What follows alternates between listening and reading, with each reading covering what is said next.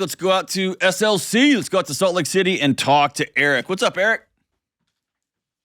Hello. Hey, man. Hey, John. Thanks for taking my call. Of Good course. to talk to you again. Yeah, man. And so you called in back in 2021 about a divorce. Yes. You're thinking about a divorce. Tell me about that. So, golly, that's a lot. It's a recap. Was my wife gave me an unexpected news. It was on our 11th anniversary that she had been working to get a divorce, and I didn't know it was coming. We hadn't talked about it, divorce or separation. It was never, at least from my perspective, on the table, and I was pretty broken, to say the least. And I called in looking for some advice on how to, first of all, how to cope and how to move forward and how to work on some of my issues. Did I screw it up? No. If anything, I was a screw up, man. Your advice was, it was potent in a good way.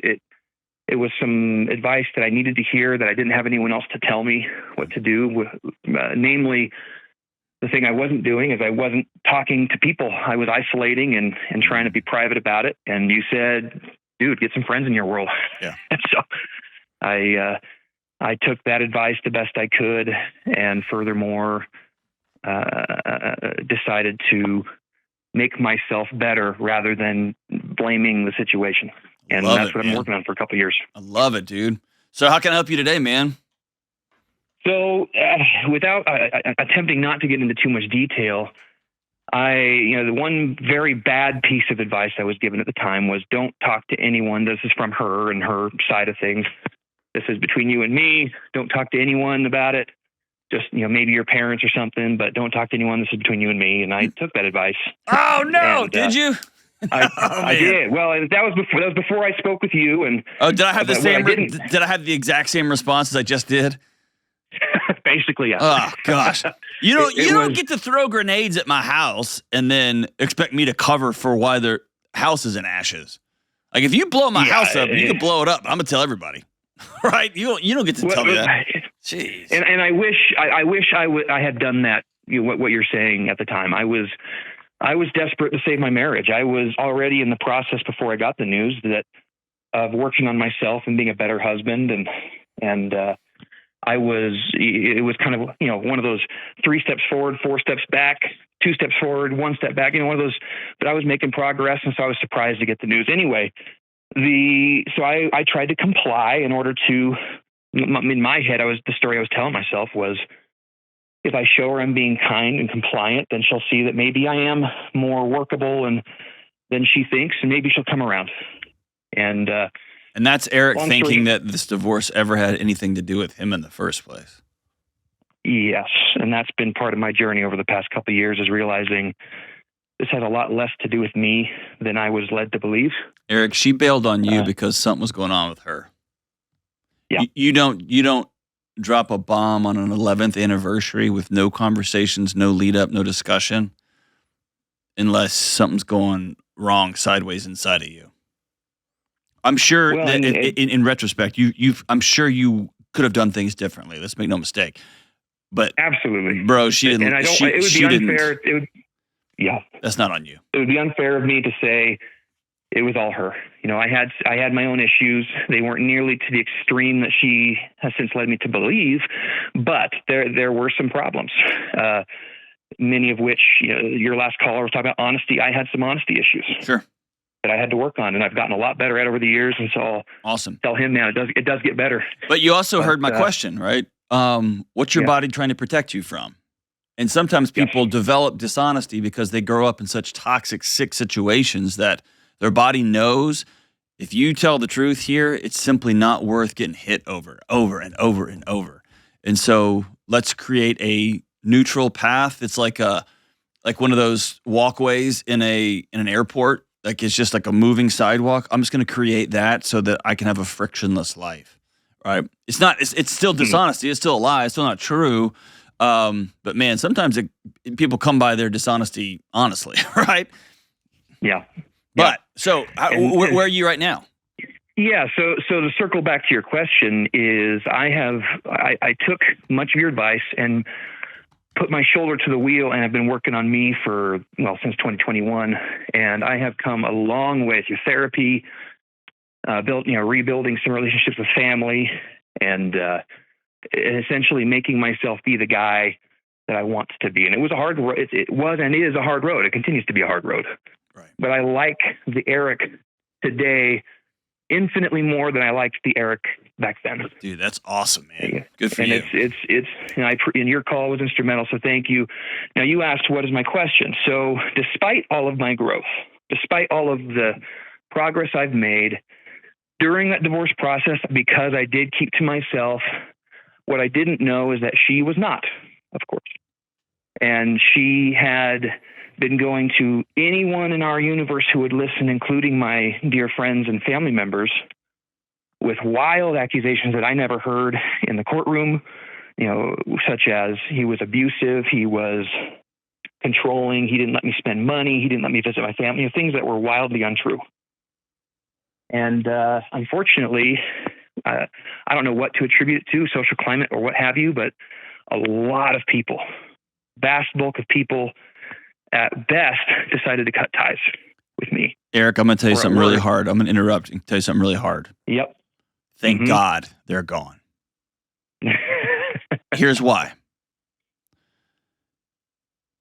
If my wife called any number of my buddies, this isn't just limited to my core crew, any number of my friends, if she called any number of her friends and said, John is abusive, he won't let me fill in the blank, the number of them that their first instinct would be like, no way, followed by, I'm calling him, or I'm showing up at his house. It would be a flood. Because I've got that level of trust and rapport with them. They know me. I'm an open book. I'm as wide open as could be. Now, if she called her friends and was like, John's always late to everything and he's a goofball and his music is terrible, yeah, they'd believe that. No question about that, right? But here's the deal. The fact that those people in your orbit never came to you with that, never challenged you on that, never met you in your front yard and said, who do you think you are? And gave you an opportunity to explain. You don't want those people in your life because they were never a part of your life to begin with.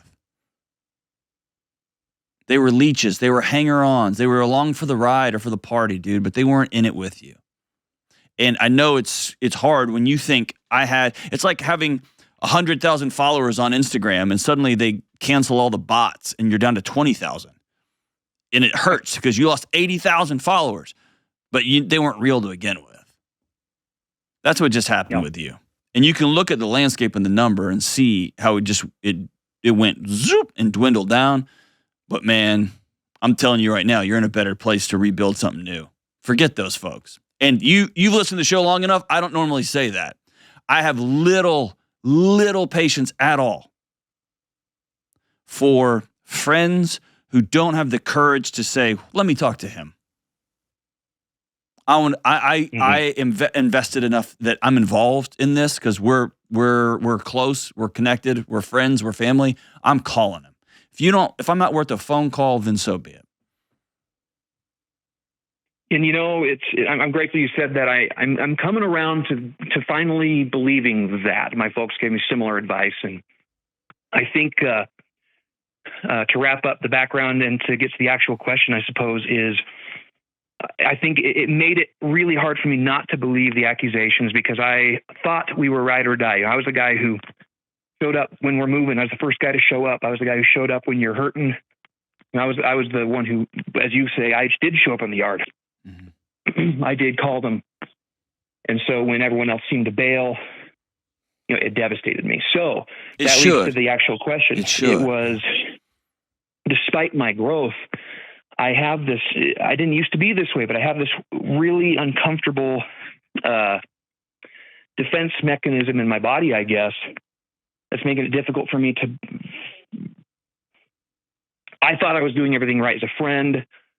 why is it that, I guess what I'm saying, what am I trying, how do I articulate that? I'll answer it because I know what you're trying to say. You got to go again. Yeah. It's kind of like talking to somebody and they're like, hey, I've got this much money to buy a house, but I live in California and houses are triple the price as they are in Kansas. So is it cool if I just go ahead and buy this? And I would tell them, like, math doesn't get a pass in California. And so I would tell you, your wife burned the landscape clean. And you got to see what trees in the field remained. And there was many fewer trees than you thought. And that doesn't give you a pass on all the loneliness research that exists that says if you don't have a group of people you can be yourself with and be vulnerable with, you will die. And I'm feeling that. It's been nearly 2 years now, and I still feel pretty lonely. There are some new people in my world that are getting to that friendship point, but it's definitely a loneliness I haven't felt in a long time. So I guess are there any tools that I can develop or get to help myself open up again and be myself with people, to open myself up, to be vulnerable? The only ones that I've seen be effective at all, and the science on this is dismal. And again, it's hard, right? It'd be really hard to do a controlled study on this. But the two things I've seen be successful is find shared experiences and go first. What I mean by that is join a soccer team or a softball team or a chess club. Join an existing thing where y'all can do a thing together, where you're not just sitting at dinner staring at each other and being like, so how do you feel? Because that's awkward and weird. But go to the fights. And eventually, like has happened, I watch the UFC fights with a group of guys, and we every time there's a big fights, we all get together at one guy's house and we watch them. And after 2, 3, 4, 5 times, somebody texted me and said, hey, we need to go to lunch. And then things got real. But we had shared experiences. We were cheering. We were laughing. We were bragging and making fun of each other, having a good old time. And then there was some safety built so that someone could say, hey, I need a question about my kid. Or the second one is just go first and be weird. You be the house that every time there's UFC, have people over, or whatever sporting event, or whatever Bible study, or whatever thing is like, hey, I just went and bought $5,000 worth of Rogue lifting equipment. I've got a workout at my house every morning at 6 o'clock. You guys are all welcome.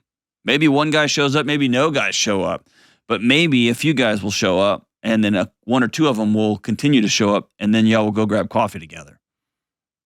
Or y'all go hunting together. You go fishing together. You go, I don't know, go knit sweaters together. I don't care what you do, but it's easy to get into this circling the airport in the plane where you're waiting for somebody to invite you and nobody invites you, and that reinforces the message that everyone sucks and that nobody wants to be around you.